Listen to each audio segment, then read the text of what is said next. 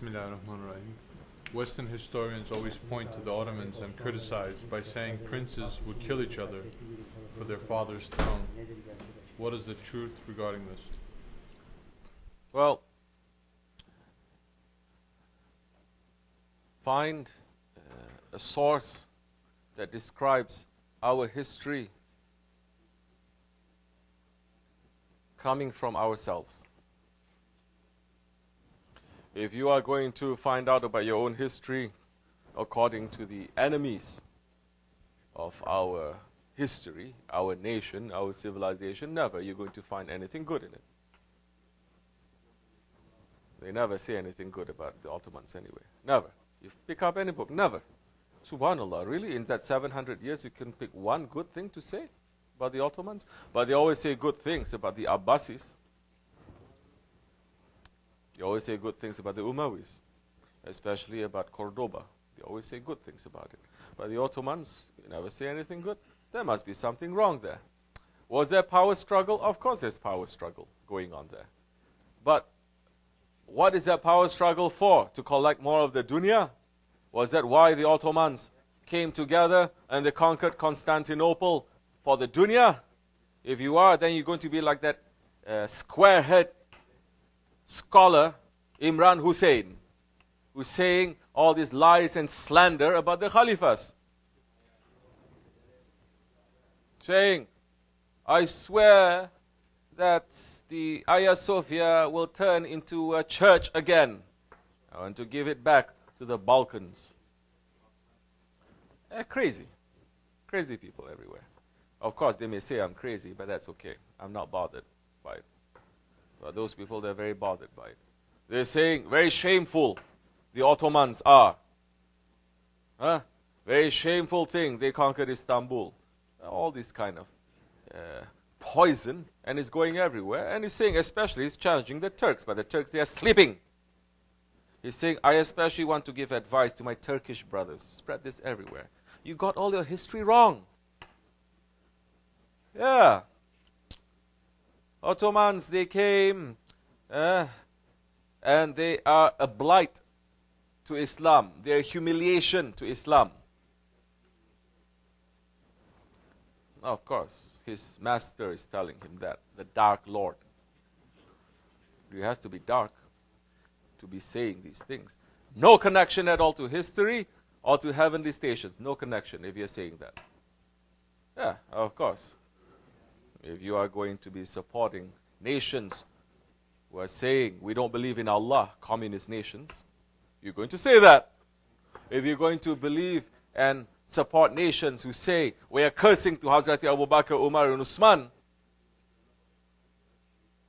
who is still celebrating the assassination of Hazrat Usman, celebrating that, you're going to be saying things like this.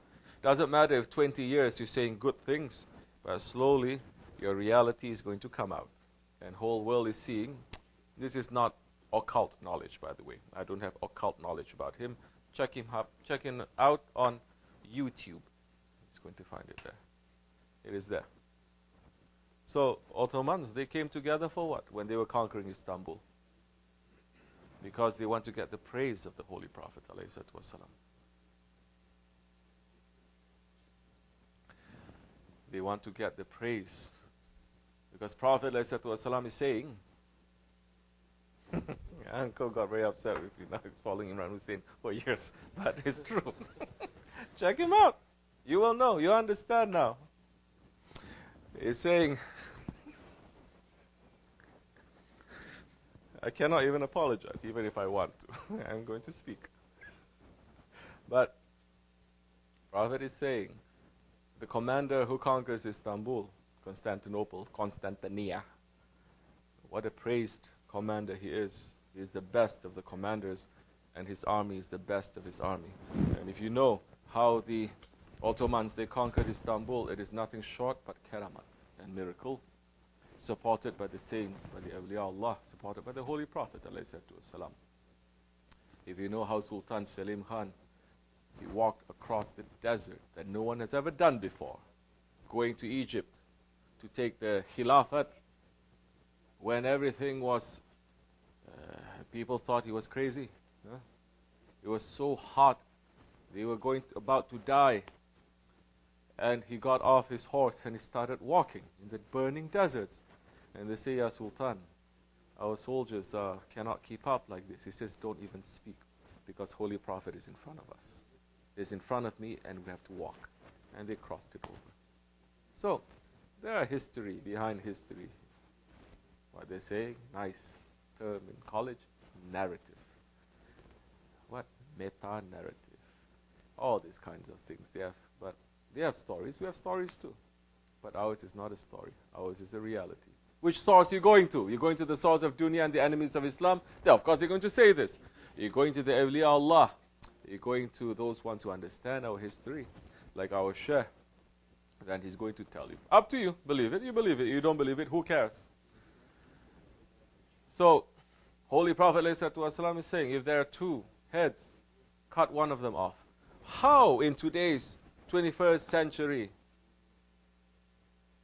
understanding, just make it nice and clean, understanding, going to understand that? Never. How are they going to understand politics? Never. How are they going to? If you don't understand Ottoman politics, you will never understand the politics among the Sahabi Kiram. Because it happens. Then you start making judgment. Then you start saying this is good, this is bad. You start saying now, Ashra Mubashara, they are in hellfire, like the Shia, they're saying. Because weren't they together with Hazrati Aisha too? And didn't they have a battle against Hazrati Ali? But Allah has assured them of paradise. So how are you going to now fit all those things? These kinds of things, you have to come here to the Dargah. You have to stay for some time. Slowly we build a nice foundation that we may build something. And it's not something also that we are going to speak just for a few minutes for people to understand. But if you have intelligence, you're going to understand. If you're intelligent, you know. You don't need to know that you're approaching a town because you see a minaret of the masjid there. So, they may say, they may criticize, let them. Because the Ottomans, they do everything for the sake of Allah and His Prophet. Even in their worst moments, they were better than us right now. Even in their worst moments, they were better than us in our best moments. I'm seeing everywhere, everyone is getting excited. They're picking sheikhs here and there to speak at what? The first North American Hajj and Umrah conference. Huh? What are they going to talk about? I'm checking. Oh, money, business, Hajj, tours, tour groups. And you see who is there? Everything there. All the companies. And they're inviting people. Who is going to be there to talk about the destruction of Mecca and Medina? You think they're going to have a conference to talk about the destruction of Mecca and Medina? Or everyone who's going to go there, they've already been paid to speak, to support that regime, to support the ideology, to support this destruction. Now tell us, do we have a face now to even say anything to the Ottomans?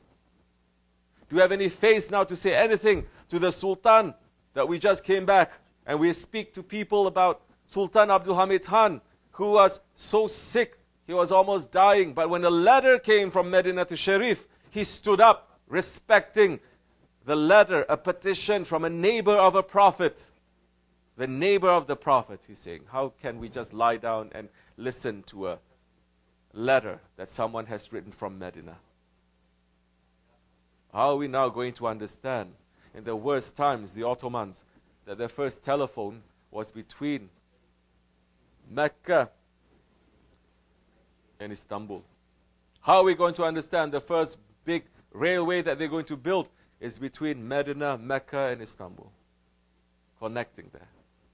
Everything was Allah and His Prophet. Everything was Allah and His Prophet. Everything was Allah and His Prophet. That the train that was bringing there, if they come to a certain distance of Medina, the tracks, they are padded. Did you know this? So that it doesn't make noise, disturbing the Prophet. And when the train reaches, and if it has to go back, the Sultan says, you don't ever turn your back to the Prophet. they have one engine here and another engine there. That you're not going to turn it around to leave. That is going to pull you back, and you're still going to face the problem. How are we going to understand that? How are we going to understand an empire that they're selecting all the alims and the ulamas and they give fatwa even about street lamps? Yeah? There is nothing in your life that is outside of Islam. Meaning. That is the meaning.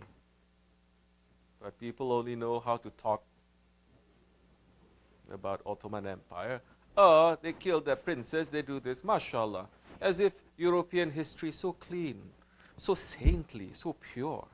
Mashallah. Then and now. You may say, oh, no, that was that time, but now it's better. Really? Really?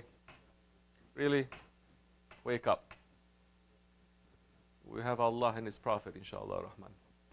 And they are the source of our happiness and the source of our niyat, our objective, our intention. Nothing else. As you like again. Salam.